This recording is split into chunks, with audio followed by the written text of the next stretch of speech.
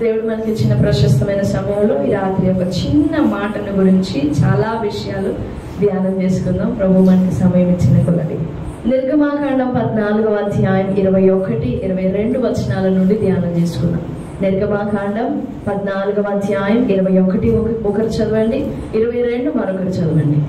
నీళ్లు వారి కుడి ఎడమ ప్రక్కలను వారికి గోడ వలె నుండెను. సాధారణంగా మనము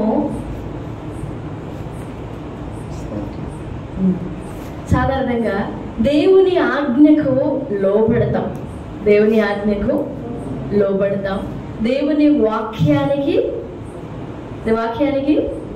మీరు మాట్లాడాలి. దేవుని వాక్యానికి లోబడతాం. ఆజ్ఞకు లోబడతామా?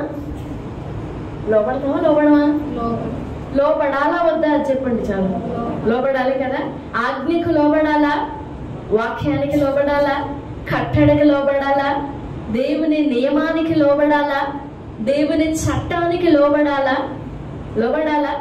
అలాగే మనము దేవుని ఆజ్ఞలకి, దేవుని వాక్యానికి, దేవుని వాగ్దానాలకి, దేవుని ప్రమాణాలకు, లేదా దేవుని నియమాలకు, దేవుని చట్టాలకు మనం లోబడి ఉండాలి అని మనకి తెలుసు. కానీ దేవుని కార్యాలకు కూడా మనం లోబడి ఉండాలి. What is that? దేవుని కార్యాలకు లోబడడం ఏంటి? దేవుని ఆశ్చర్యాలకు కూడా లోబడాలి. దేవుని ఆశ్చర్యాలకు లోబడాలా? నా మాట మీకు అర్థమవుతుందా? దేవుని కార్యాలకు లోబడాలి, దేవుని ఆశ్చర్యాలకు లోబడాలి, దేవుని అద్భుతాలకు లోబడాలి. మధ్యాహ్నం చెప్పుకున్నాం, దేవుని అద్భుతాలకు లోబడాలి. Praise the Lord. లోబడి ఉండాలి దేవుని కార్యాలకి. దేవుడు స్వస్థత ఇచ్చాడా, ఆ స్వస్థతకు లోబడి ఉండాలి. పొందిన మేలు కాదు, శరీరంలో పొందిన ఆరోగ్యానికి కాదు, దేవుడిచ్చిన స్వస్థత, దేవుడు ముట్టగా నీకు కలిగిన స్వస్థతకు నువ్వు లోబడాలి. మరలా చెప్తున్నా, శరీరంలో కలిగిన సుఖానికి అంటే ఆరోగ్యము వలన ఆ రోగం నుండి విడుదల పొందగా, అనారోగ్యం నుండి విడుదల పొందగా మంచి ఆరోగ్యం కలుగుతుంది కదా, దానికి కాదు లోబడాల్సింది.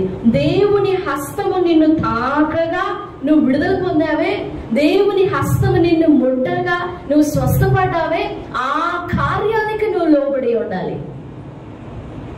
Whatever God does, whatever His deeds are, we have to and we must obey them.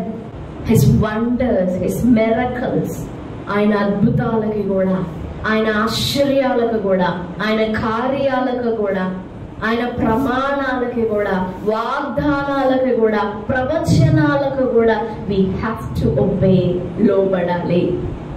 ఆ లోబడిన జీవితమేనండి 14వ అధ్యాయం నిర్గమాకాండం. ఇందులో ఈ మాట నుండి మనం ఇంతవరకు చాలా విషయాలు ధ్యానం చేస్తూ వచ్చాం. మరొకసారి ఆ మాటలన్నిటినీ పైన అట్లా చెప్పించి తర్వాత మనం ఇప్పుడు చెప్పుకునే ఒక 2-3 విషయాలను గురించి చెప్పుకున్నాం. 21వ వచనంలో చూడండి, మోషే సముద్రము వైపు తన చేయి చాపగా యెహోవా ఆ రాత్రి అంతయు బలమైన తూర్పు గాలి చేత సముద్రమును తొలగించి దానిని ఆరిన నేలనుగా. Moses stretched out his hand over the sea, and the Lord caused the sea to go back by a strong east. The sea to go back. He caused the sea to go back by a strong east wind all that night, and made the sea dry land, and waters were divided.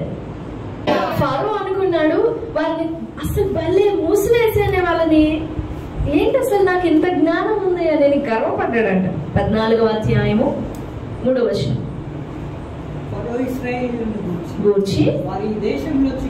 చిక్కుబడి ఉన్నారు, మూసివేసనని అనుకోను. దేవుని plan అది, అలా అనుకోవాలి. ఫరో నేను మూసేశాను కదా అని అంత తనలాగా తను అనుకున్నట్టుగా జరిగినట్లుగా అనుకోవాలి. ఫరో నేను అలా చేస్తా, అలా అనుకోవాలి. ఫరో అలా అనుకున్న చేసి ఫరో హృదయాన్ని కఠినపరిచేది కూడా నేనే. 17వ వచనం, ఇదిగో నేనే ఐగుప్తీయుల హృదయమును వారు వీరిని తరుముదురు. నేను ఫరో వలనను అతని సమస్త సేన వలను అతని రథముల వలను గుర్రపు రౌతుల వలనను నాకు నేనే కఠినం చేస్తాను ఈ శత్రువుని. మన శత్రువుని కఠినపరిచేది దేవుడేనండి. దేవుడు కఠినపరచకుండా శత్రువుకి అంత ధైర్యం చేత కాదు. whoever it is, దేవుడు ఒక శత్రువు మనకి ఇంకా మొండికేస్తున్నాడు, కఠినమైపోతున్నాడు, మనకి కరకరాని కొయ్యగా అవుతున్నాడు అని అంటే the lord is making him like that. దేవుడు ఆ వ్యక్తిని, ఆ సమస్యని మరింత ఎక్కువైపోతుంది అని అంటే దేవుడు దాన్ని అలా చేస్తున్నాడు. ఆ ఇబ్బంది మరింత ఎక్కువైపోతుంది, ఆ సమస్య మరింత ఎక్కువైపోతుంది అని అంటే దేవుడు చేస్తున్నాడు అలాగా. ఏది మనల్ని ముంచడానికి కాదు. వాళ్ళు అనుకున్నారు దేవుడు కఠినపరచడం ఏంటి, మమ్మల్ని బయటికి పొమ్మంది దేవుడే, మీ సేనలన్నీ ఇశ్రాయేలుల సేనలన్నీ బయలుదేరిపోవాలని చెప్పింది దేవుడే. మేము శుభ్రంగా బయటకు వచ్చేసినాక ఐగుప్తీయులను పంపించింది కూడా ఏంటిది, మమ్మల్ని వీళ్ళ నుండి వేరు చేయడానికి కదా మమ్మల్ని బయటికి పంపించాడు. అంతలోకి మళ్ళా వీళ్ళని కూడా రమ్మంటాడు ఏంటి, ఐగుప్తీయులని కూడా. What's wrong with him? ఏంటి దేవుడు ఇలా ప్రవర్తిస్తున్నాడు అని అనిపిస్తుంది ఇశ్రాయేలీయులకి. మమ్మల్ని బయటికి అయితే తీసుకెళ్ళావు, ఇట్స్ ఓకే, బాగుంది, అంతవరకు బాగుంది, కానీ మా వెనకాలే వీళ్ళని తీసుకురావడం ఏంటి?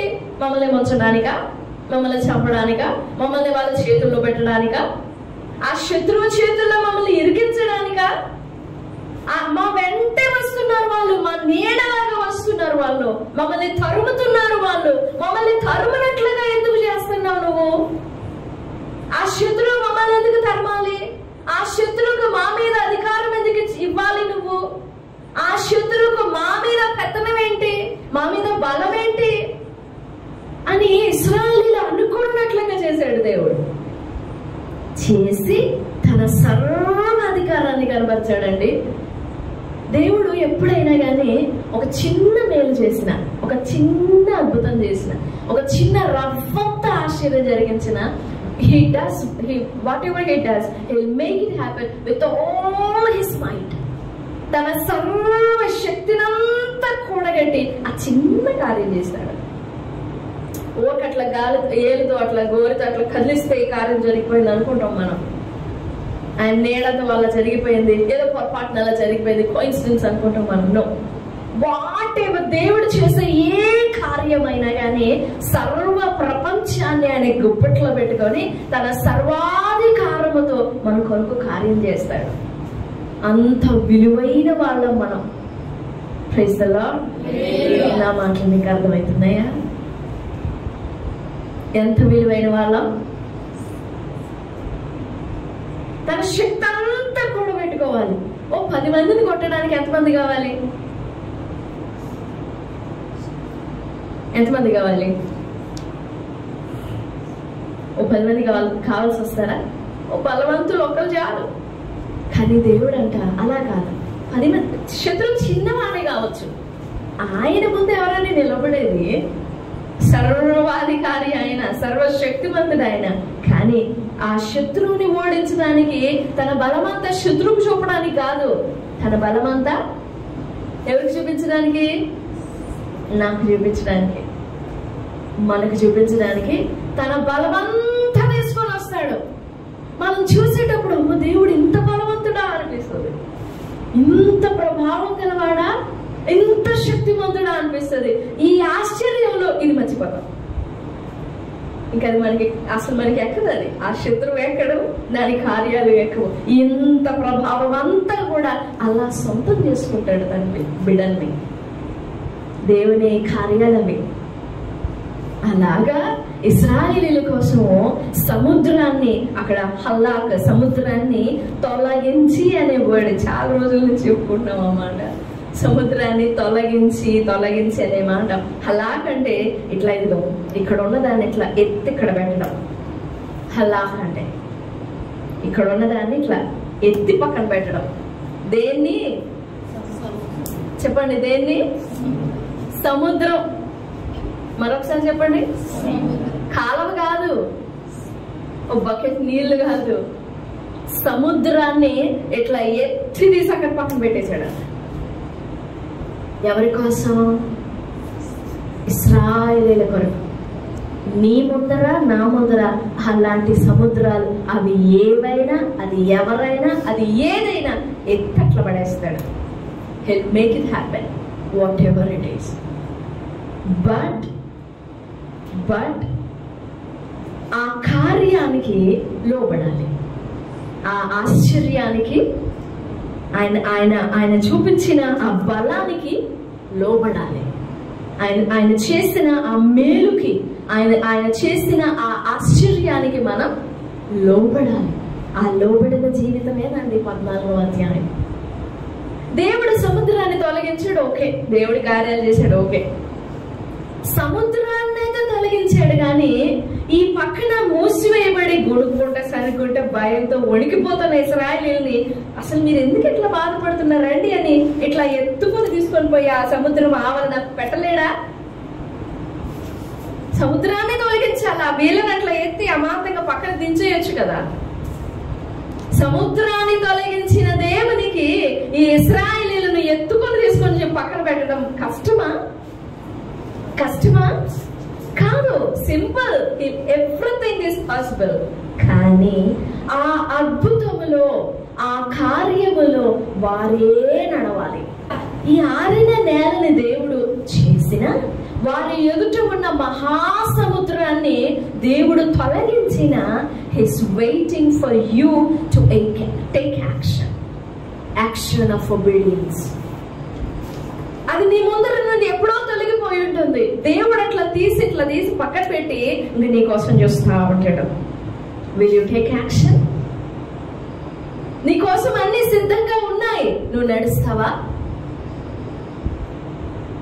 మనమేం వెయిట్ చేస్తామంటే, దేవా ఈ సముద్రాన్ని తీసుకెళ్ళి అట్లా ఎత్తి పక్కనేసావు కదా, నన్ను కూడా ఎత్తుకొని పక్కన పెట్టేసాయి. నేను నడవలేను,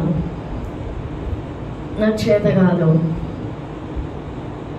నా జీవిత ప్రయాణంలో నడవడం నాకు చేత కాదు, ఈ ఫలానా పరిస్థితుల్లో, ఫలానా సమస్యలో నేను నడవడం నాకు చేత కాదు. నువ్వు నన్ను చేయబట్టుకో అని అడుగుతావు, లేకపోతే నన్ను చంకనెత్తుకో అని అడుగుతావు, లేకపోతే నన్ను నీ భుజాల మీద ఎత్తుకో అని అడుగుతావు. కానీ చంకనెత్తుకోడు, భుజాలను ఎత్తుకోడు, చేయబట్టుకోడు, కానీ నువ్వే ఒంటరిగా నడవాలి. Praise the lord. ఆ అద్భుతంలో నువ్వే నడవాలి, మనమే నడవాలి. ఎంత విశ్వాసం కావాలో తెలుసా? ఆ ఆరిన నేల మీద నడవడానికి. ఆరిపోయే ఉండొచ్చు, నేల ఆరిపోయే ఉండొచ్చు, కానీ అప్పటి వరకు కళ్ళతో చూసిన సముద్రం కదా అది. పరాయి దేశంలో సముద్రం కాదు, ఏదో ఫోటోలో చూసి ఇక్కడ చూడగానే ఆరిన నేలగా కాదు, లైవ్ లో చూశారు వాళ్ళు. ఆ సముద్రం అటు ఇటు పొంగి అలలు కొట్టబడ్డం చూశారు వాళ్ళు. తెల్లారేసరికి ఆ సముద్రం అంతా ఆరిన నేలగా మారింది. ఈ ఆరిన నేల మీద నడిచిపోమంటున్నాడు దేవుడు. ఎంత విశ్వాసం కావాలో తెలుసా? ఎంత విధేయత కావాలో తెలుసా? ఒక్కొక్క అడుగు వేసుకుంటూ ఆ అద్దరికి, ఆ ఒడ్డుకు చేరుకోవడానికి, ఈ సముద్రం అంతా దాటుకొని పోవడానికి ఎంత విధేయత కావాలో తెలుసా? దేవుడు మనకి అద్భుతాలు చేయడం ఆలస్యం కాదు, అద్భుతం జరిగే ఉంటుంది, కానీ దాంట్లో నడవడమే ఆలస్యం. కార్యం జరిగే ఉంటుంది, దాన్ని నువ్వు చూడటమే ఆలస్యం, దానిలో నువ్వు నడవడమే ఆలస్యం. నీదే లేట్. మన కంటికి కానరాక, మనకి నడవడం చేతగాక, దేవా నువ్వు ఎక్కడున్నావు, దేవా నువ్వేం చేస్తున్నావు, ఈ సముద్రం అంతా ఇలా ఉంది కదా, నువ్వేం చేస్తున్నావు, నువ్వు ఎక్కడున్నావు, నువ్వు రావా, చేయబట్టుకోవా, భుజం మీద నెత్తుకోవా, నన్ను నీ రొమ్మున ఆనించుకోవా, నీ చంకనెత్తుకోవా. మనం అలా అడుగుతా ఉంటే దేవుడు సముద్రాన్ని తొలగించాడు ఇశ్రాయేలీయుల ఎదుట నుండి. రెండో మాట, ఆ సముద్రాన్ని తొలగించి ఆ అద్భుతంలో నడవమని వాళ్ళనే నడిపించాడు. That was the personal experience, వ్యక్తిగత అనుభవం. మూడవ మాట ఏంటంటే ఇశ్రాయేలీయులు ఎన్ని సంవత్సరాలు ఆ ఐగుప్తు దేశంలో వెట్టి చాకిరీ చేస్తూ ఉన్నారు? 12వ అధ్యాయము, నిర్గమాకాండం 12వ అధ్యాయము 40వ వచనం, 41వ వచనం. ఎన్ని సంవత్సరాలు ఉన్నారు ఐగుప్తు చెరలో? కాలము 430 సంవత్సరములు. ఆ 430 సంవత్సరములు గడిచిన తరువాత ఏమనగా ఆ దినమందే యెహోవా సేనలన్నీ ఐగుప్తు దేశములో నుండి బయలుదేరిపోయాను. మోషే అడగల, నీ గాలిని వీచినట్లుగా చేసి నాకు సహాయపడు అని మోషే అడగల. కానీ దేవుడు రప్పించాడు ఓ బలమైన తూర్పు గాలిని. చదవండి ఆ మాట 14:21. ఆ రాత్రి అంతయు బలమైన తూర్పు గాలి చేత సముద్రమును తొలగించి ఈ ఐగుప్తులో నుండి ఇశ్రాయేలీయులను పరిశుద్ధపరిచి బయటికి తీసుకొచ్చాడు ఆయన. ఏది అపవిత్రులుగా బయటికి తీసుకుని రాలేదు ఇశ్రాయేలీయుల్ని, పరిశుద్ధపరచడం ఆ ప్రాసెస్ స్టార్ట్ చేసి బయటికి తీసుకొచ్చాడు. ఆ గొర్రెపిల్ల రక్తాన్ని తమ ఇంటి గుమ్మములకు, గడపలకు, ద్వారకములకు పూయాలి. ఆ రక్తాన్ని అలా చిలకరించాలి. అప్పుడు ఆ గృహంలో ఉన్న వాళ్ళందరూ కూడా మరణ దూత నుండి విడుదల పొందుతారు. అలాగన దేవుడు ఇశ్రాయేలీయులను శుద్ధిపరచడం ప్రారంభించి బయటికి తీసుకొచ్చాడు. వారు బయటకు వచ్చిన తర్వాత ఏది ఆ అన్యజనులలో నుండి 114:1 ఉంటుంది, ఐగుప్తులో నుండి యాకోబు అన్యజనులలో నుండి ఇశ్రాయేలును బయటకు తీసుకొచ్చినప్పుడు బయటకు తీసుకువచ్చి పరిశుద్ధమైన నియమాలు ఇచ్చాడు దేవుడు, పరిశుద్ధమైన కట్టడలు ఇచ్చాడు దేవుడు. నేను పరిశుద్ధను, మీరు పరిశుద్ధులుగా ఉండాలని మాట్లాడాడు. సరే, ఈ బయటకు తీసుకొచ్చిన తరువాత దేవుడు సముద్రము మీద గాలిని ఎందుకు వీచునట్లుగా చేయాలి అనే మాటను మనం ఆలోచన చేసినప్పుడు దేవుడు ఇశ్రాయేలీయుల మీద ఎంత గాఢమైన శ్రద్ధ వాళ్ళ మీద కనిపరచాడో మనకు అర్థమవుతుంది. ఆ రాత్రంతా వీచిన గాలి వారి జీవితములలో, వారి హృదయములలో ఉండిన 430 సంవత్సరాల చీకటిని పారదోలింది. దేవుని ఆత్మ వారి జీవితాలలో ఉండిన, వారి జీవితాలను కమ్మి, వారి జీవితాలను వెంబడిస్తున్న 430 సంవత్సరాల చీకటి అది. ఎంత దయదలచి వారిని సపరేట్ చేశాడో తెలుసా? 1 కొరింథీ పత్రిక 10వ అధ్యాయంలో చదువుతాం. ఆ గాలి ఏం చేసింది వారిని అనంటే 10వ అధ్యాయం చూడండి. 1 కొరింథీ 10వ అధ్యాయము 1వ వచనం 2వ వచనం. సహోదరులారా, ఈ సంగతి మీకు తెలియకుండా నాకు ఇష్టం లేదు, ఏదనగా పితరులందరూ మేఘము క్రింద నుండిరి, వారందరూ సముద్రములో నడిచిపోయిరి. ఆ మాట చూడండి, మోషేను బట్టి మేఘములోను సముద్రములోను బాప్తిస్మము పొందిరి. ఎవరు వాళ్ళు? ఇశ్రాయేలీయులు. క్రొత్త తరం అది, ఫస్ట్ తరం అది. ఇశ్రాయేలీయులు ఆ ఐగుప్తులో నుండి బయటికి రాగానే ఆ ఐగుప్తులో వాళ్ళు సకలమైన ఆచారాలు చూశారు, సకలమైన అపవిత్రమైన పద్ధతులు, అపవిత్రతను ఎంతో చూశారు. వారు ఐగుప్తులో ఉన్న సకలమైన పద్ధతులు చూశారు. వాళ్ళ మనసుల్లో 430 సంవత్సరాలు పాతుకొని పోయినాయి ఆచారాలు. 430 సంవత్సరాలు స్థాపించుకొని పోయినాయి వాళ్ళ బుద్ధులు, వాళ్ళ పద్ధతులు, వాళ్ళ చర్యలు, వాళ్ళ క్రియలు, వాళ్ళ వాసన, వాళ్ళ నడక, వాళ్ళ అలవాట్లన్నీ అబ్బలేదు, కానీ నిండుకున్నాయి ఇశ్రాయేలీయుల్లో. ఈ విధులన్నిటిని చూసిన వీళ్ళు వాళ్ళని ఎంత ప్రత్యేకంగా దూరంగా తీసుకెళ్ళినా గానీ వాళ్ళు ఇప్పుడు చూసిన వాటినే చేస్తారు. అక్కడికి వెళ్ళినాక ఇక్కడ ఏమైతే చూసారో అదే వాళ్ళ 40 సంవత్సరాలు నడిచినా గానీ ఈ 40 సంవత్సరాల్లో దోసకాయలు మర్చిపోలే వాళ్ళు, ఈ 40 సంవత్సరాల్లో చేపలు మర్చిపోలే వాళ్ళు, ఈ 40 సంవత్సరాల్లో ఉల్లిగడ్డలు మర్చిపోలేదు, తెల్లగడ్డలు మర్చిపోలేదు వాళ్ళు. కొంచెం అట్లా నొప్పి కలగానే ఆ యుక్తిలో ఉన్నప్పుడు మా కొండకాడ కూర్చొని ఉల్లిపాయలు, దోసకాయలు, ఎర్రగడ్డలు, చేపలు వండుకొని తింటుంటే ఎలాగుండేదో. మొదటి సంవత్సరం అంటే ఏదో కొత్తలో వచ్చారనుకోవచ్చు. 2వ సంవత్సరం కూడానా ఇంకా పాతపడదా? 10వ సంవత్సరం కూడానా? 30వ సంవత్సరం కూడానా? పాతపడదా? ఇంకా పడదు. ఎందుకంటే లోపల నాటుకొని పోయినాయి, అవన్నీ బీజాలు నాటుకొని పోయినాయి. అంత అందుకని దేవుడు ఏం చేశాడు తెలుసా? ఒక్కొక్కరి మీద అట్లా నీళ్లు కుమ్మరించడం కాదు, కానీ మీ పనేటి కాదులే కానీ పదండి సముద్రం దగ్గరికి పదండి, ముంచుతాను. సముద్రం దగ్గరికి తీసుకెళ్లి నిలువెల్లా ముంచుకొని తీసుకొని పోయినాడు. ఇస్సాకుని బలివ్వడానికి కత్తి ఎత్తుట ఎంత విధేయతో ఇశ్రాయేలీలు ఆరిన నేల మీద నడుచుట కూడా సముద్రంలో నడిచినంత విధేయత. సముద్రంలో బాప్తిసం పొందారంటే మరి వాళ్ళకి నీళ్లు తగిలినాయా? మునిగారా నీళ్ళల్లో? మరి దీన్ని తీసుకుంటారేమో ఆలోచనగా నీళ్ళు చిలకరేపు బాప్తిసానికి.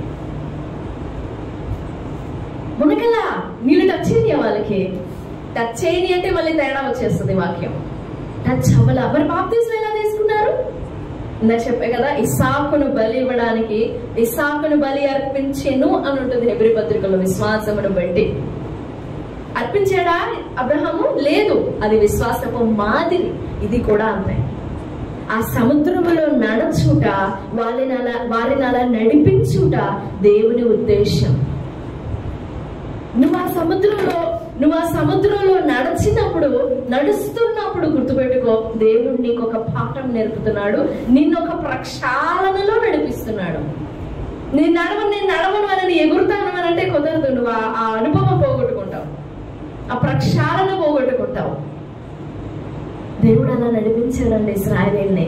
430 సంవత్సరాల మురికి, 430 సంవత్సరాల మురికి మనం కాలువలో వేసి బాగుతా ఉంటుంది చూసారా? కాలువలు కాదు, దేవుడు ఎంచుకున్నది ఏంటిది? మహాసముద్రం అన్నమాట. అందులోపలి నుండి వాళ్ళకున్న మురికంతా క్లీన్ చేసుకుంటూ తీసుకెళ్ళాడు. వారి మనస్సుల్లో, దేహానికి ఏం లేదు, వారి మనస్సుల్లో, వారి హృదయంలో, వారి తలంపుల్లో, వారి దృష్టిలో, వారి మాటలలో. మన మాటలలోనే మన పద్ధతులు కనపడుతుంటాయి, మన నడతలలోనే మన పద్ధతులు కనపడుతుంటాయి, మనం చేసుకునే పనులలోనే మన ఆచారములు కనపడుతుంటాయి. అలాగే దేవుడు వాళ్ళని నిలువెల్లా శుద్ధి చేసుకుంటూ తీసుకువెళ్ళాడు. అందుకే సముద్రపు అనుభవము. వెట్టి చాకిరిలో ఏడ్చారు దేవుడి వైపు చూసి, మమ్మల్ని రక్షింపవా, రావా, నువ్వు వాగ్దాన దేశం అన్నావు కదా, గుర్తుందా? మమ్మల్ని తీసుకెళ్తావా? నువ్వు చెప్పావు కదా మా మిత్రుడైన అబ్రహాముకి అని ఏడుస్తున్నారు. దేవుని వైపు చూస్తున్నారు, ప్రార్థిస్తున్నారు, కన్నీళ్లు కారుస్తున్నారు. దేవుడు ఆ స్వరం వింటున్నాడు, వాళ్ళ మూలుగు కూడా వింటున్నాడు ఆయన. కానీ వాళ్ళు చూసిన పవిత్రత కళ్ళల్లో నుండి తీసేయాలి, వాళ్ళ మనస్సులో నుండి తీసేయాలి, వాళ్ళ హృదయంలో నుండి తీసేయాలి. అది ఎప్పుడు జరుగుతుందంటే దేవుని పరిశుద్ధాత్మ గాలి వారి మీద వీయగా అప్పుడు నడుస్తారా సముద్రంలో. మన జీవితాల్లో కూడా అంతే. దేవుని పరిశుద్ధాత్మ గాలి నీ నిలువున, నీ నిలువెల్లా, నీ లోపల ఉన్న సమస్తమైన అపవిత్రతను తొవ్వి బయటకేయాలి. గాలి, దేవుని పరిశుద్ధాత్మ గాలి. ఎన్నో ఏండ్ల మురికైనా గానీ ఎంత అగాధాన్ని తాకిందో తెలుసా గాలి? సముద్రపు పై భాగం నుండి అట్టడుగు భాగానికి తాకింది. మన జీవితాల్లో కూడా మనల్ని పైన తాకడం కాదు, అట్టడుగు భాగం వరకు తాకాలి మనల్ని ఆ పరిశుద్ధాత్మ గాలి. అప్పుడే నిలువెల్లా శుద్ధీకరించబడతాం, నిలువెల్లా పరిశుద్ధపరచబడతామండి. ప్రభు సన్నిధిలో వేడుకుందాం.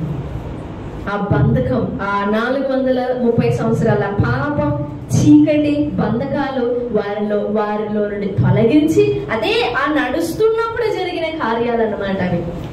ఆ నడుస్తున్నప్పుడే వాళ్ళు ప్రక్షాళమవుతున్నారు. హృదయం శుద్ధిపరచబడినప్పుడు వాళ్ళలో విశ్వాసం ఎడుకుంటుంది. Oh, I can walk through this valley. I can walk even I have the waters on my side. నేను ఆ నీళ్లు గోడగా కనబడుతున్నా, అవి నన్నే చేయగలవు. I became whole, I became pure, I became clean to possess the presence of God. దేవుని సన్నిధిని, దేవుని శక్తిని, దేవుని సామర్థ్యాన్ని తట్టుకొనున్నట్లుగా, నింపుకొనున్నట్లుగా నేను శుద్ధి చేయబడ్డాను. So I can go on. నేను నడవగలను. ఆ సముద్ర ప్రయాణం వారిలో విశ్వాసం నింపింది. మొదట వారిని శుద్ధి చేసింది, వారిని పరిశుభ్రపరిచింది. ఏది అట్టడుగునకు తాకింది వారిని, అట్టడుగునకు తాకింది వారిని. నిజంగా అది ఎంత దయగలిగిన కార్యమో. పరిస్థితిని చూసినప్పుడు భయంకరంగా ఉంటుంది, కానీ అది దయగలిగిన కార్యం. అందులో ఎంతో కంపాషన్ కనపడుతుంది, దేవుని కంపాషన్ కనపడుతుంది, దేవుని కనికరం కనపడుతుంది. ఆ కనికరంలోనే వాళ్ళని క్షమించాడు, వాళ్ళని శుద్ధి చేశాడు, వాళ్ళలో విశ్వాసం నింపాడు, వాళ్ళలో ధైర్యం నింపాడు. సముద్ర మరణంలో నుండి తీసుకువెళ్ళాడు వాళ్ళని. అదే కదా మరణం. అదే ఒకవేళ సముద్రం ఆరిన నేలగా మారకపోతే అవే వాళ్ళ సమాధులు. ఐగుప్తులో సమాధులు లేవని సముద్రంలో ముంచి చంపడానికి తెచ్చేవా మమ్మల్ని అన్నారు.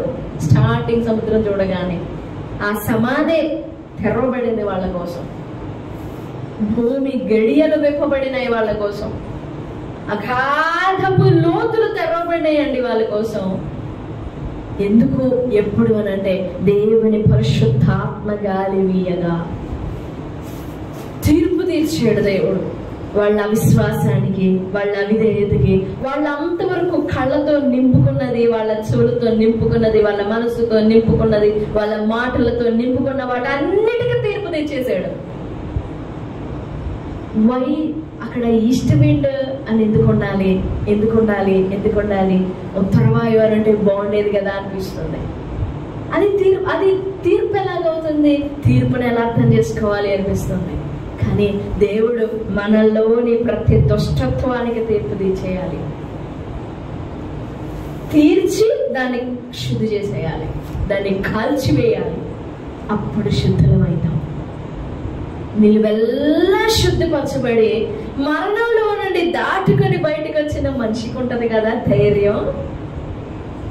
ఆల్రెడీ చచ్చిపోయి బయటకు వచ్చాను నేను, చావు లెక్క కాదు నాకు అంటారు. అవునా? మరణపు అంచులోనికి పోయి వచ్చాను, మరణం ఓ లెక్క కాదు నాకు. ఇప్పుడు ఇశ్రాయేలీయులు ఆ మాట చెప్పగలుగుతారు. నీవు నేను అలాంటి అద్భుతంలోనే నడవాలి, అలాంటి ఆశ్చర్యంలోనే నడవాలి, అలాంటి శుద్ధి, అలాంటి పరిశుద్ధతలో నడవాలి. అలాంటి సముద్రం లాంటి పరిస్థితులను దేవుడు ఏది తీసుకొచ్చాడు నీ ఎదుటికి, ఏది నీ ఎదుట ఉన్నదో, ఏది నీ సముద్రమో దాన్ని వివేచించు. నేత్రం ప్రభు ఇవ్వాలని వేడుకో. ఆ సముద్రపు అనుభవాలు దేవుడు నీకు నేర్పి ఆ దానిని దాటిపోవున్నట్లుగా దేవుడు నీకు శక్తిని, వివేచనను, కృపను దయచేయాలని వేడుకో. దేవుడి మాటలన్నీ మన వెనుకడిలో దీవించును గాక. ఆమేన్.